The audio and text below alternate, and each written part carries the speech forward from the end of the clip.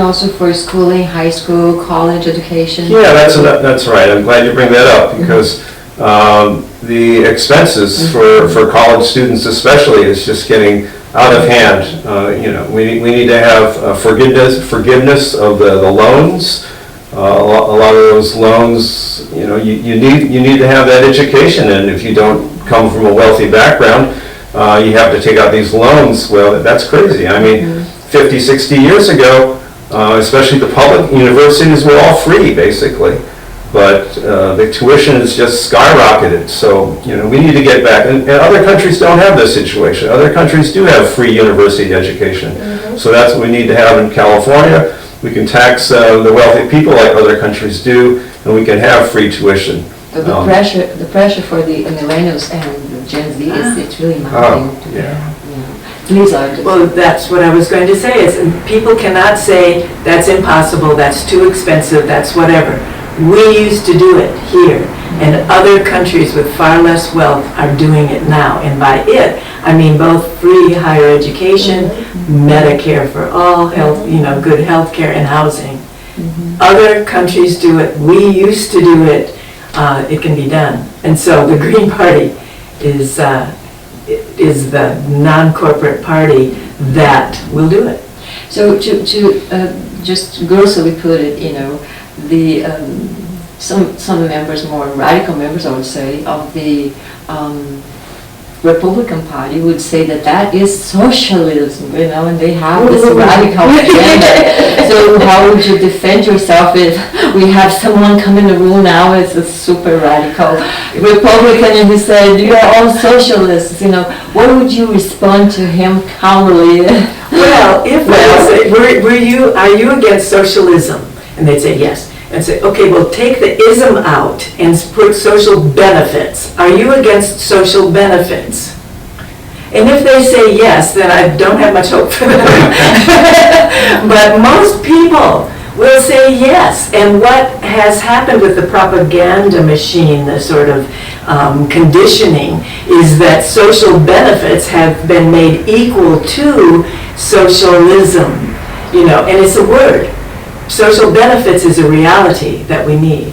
Well, I will just pipe in and say that, a lot of the policies that America has are socialist. For example, having free public education is a socialist policy. Having free public libraries is a socialist policy. The New Deal was a bundle of socialist policies in an attempt to, mollify the militant labor movement that was demanding more from the federal government.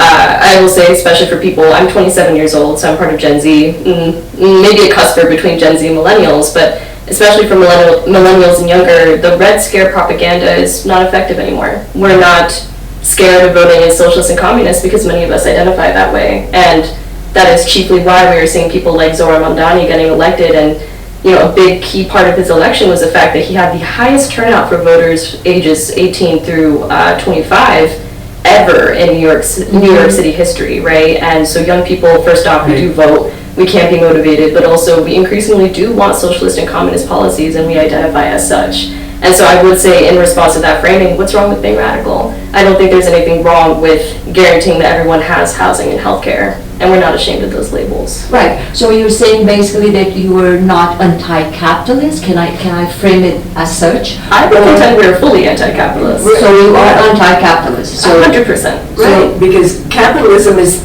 to me, the way capitalism looks is you take more out than you put in. And you can't have, a few people are taking a whole lot out and not putting that much in. A whole bunch of people are putting a whole lot in and not getting enough out.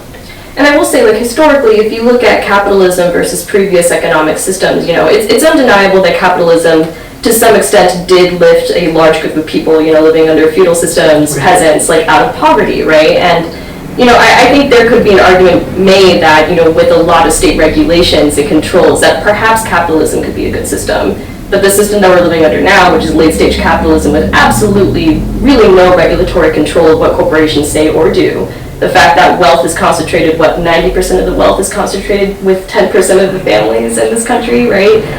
The fact that the minimum wage hasn't moved an inch for many years, which a lot of economists insist that if you raise the minimum wage, it disappears jobs, which it absolutely doesn't. I don't know, a lot of economists at this point are really just male astrologists to me because they like to make up these rules and say, well, if you do this, then this happens, and they're often proven wrong. And I think They still say the same thing. exactly, they'll make the same claims over and over despite the data disproving them because they're really attached to a lot of the dogma of these old school economists that insist, well, no, the wealth needs to stay in one place, and only the banks and only the corporations can really dictate, where wealth and capital is flowing. But I think at this point in time, we all agree that late-stage capitalism is leading to the climate catastrophe, to the unchecked power that leads to people like Epstein and Trump, running sex trafficking circles and kidnapping children all over the world. These are the sorts of things that economic system enables, and we think that, at least the American people are ready for something different. And since the American empire is really the engine behind global capitalism, if the U.S. is able to move on to something different, we think it could really help encourage the entire world to move into a different economic system as well. Perfect. Now, our topic today is not socialism, but this is a tangential topic. However, since we mentioned it, I would like to point it out as well that one of the many arguments out there, and one of the main arguments is that socialism, in fact, in reality, never did work. When you go back to communism, when we go back to the Russian Revolution and all what happened to Stalinism and all that, and all that jazz. And now just to remind everyone, the 1929 Great Depression, we have, Kay Maynard helping and advising President FDR to actually help governmental jobs, by giving governmental jobs and social security to the people to reestablish themselves again. And that is considered by some socialism. So it is really a gray area. It's not our topic, but you guys can have one more comment on that if you want to. I want to let Laura. Well, I can say that I'm very happy. I have a daughter that's a millennial, but that socialism, that they're not buying the propaganda and the conditioning that socialism is bad. But I would still go back to have countries that have had social benefits, better social benefits than the United States. Have they been successful? And the answer is yes.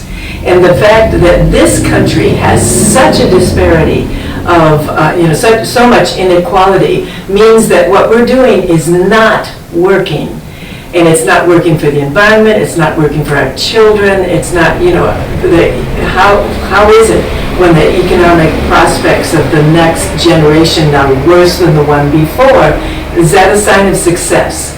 So I would still say if you call it socialism or you call it social benefits, that does work.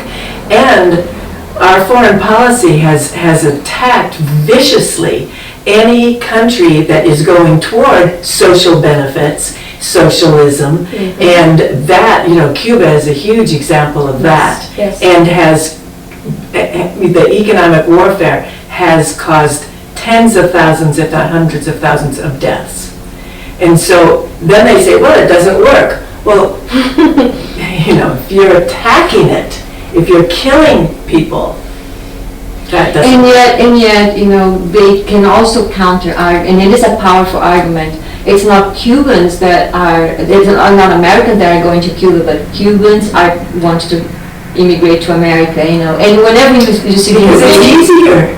Well, life is easier because there are jobs here, because there are jobs here as well. The reason why Cuba is in the situation that it is because the U.S. has been mercilessly placing sanctions and really an economic war with Cuba for the last 50, 60 years.